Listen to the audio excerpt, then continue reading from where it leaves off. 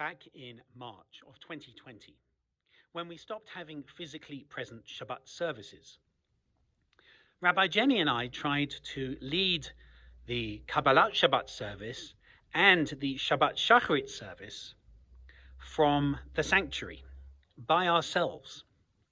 It was a rather lonely, isolating experience, as I've shared.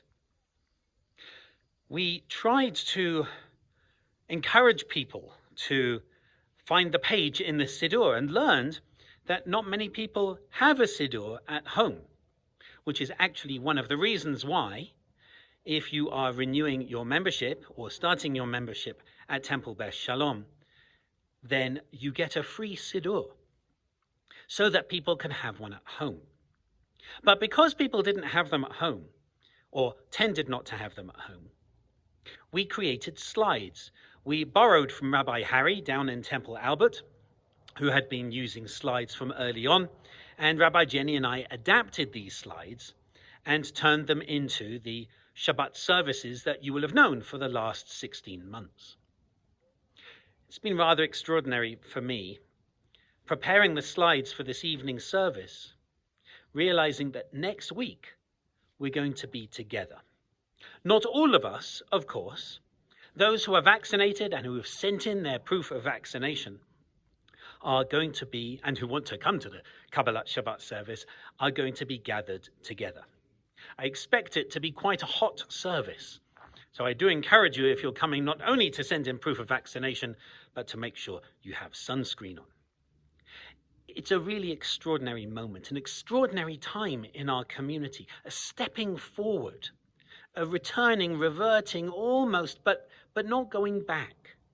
It's moving forward. It's acknowledging that we've been separated from each other in prayer services for 16 months. But now we're starting to slowly come back together. So I invite you to join me, especially this evening, for our Kabbalat Shabbat service, which will have the slides that you may have come to know and love.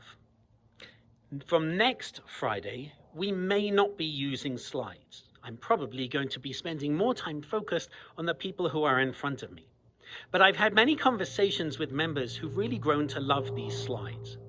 So maybe over the coming weeks and months, we'll talk about how to bring some slides in, maybe for some of the prayers. In the meantime, I do encourage you to get a Siddur from the temple office. And the best way to do that is to renew your temple dues, and then you get one for free. This is an exciting time. It's a time of change. And change can be a little bit scary and also a little bit exciting. And that, I guess, is where I am. That's how I feel at the moment with this. I'm almost a little bit sad to let the slides go, but not that sad, because I've profoundly missed praying in a community. I've profoundly missed that physical presence. I'm sure many of you have too. So next Kabbalat Shabbat, we gather together on the lawn. We have our reopening committee to thank for the extraordinary work in being able to help make that happen.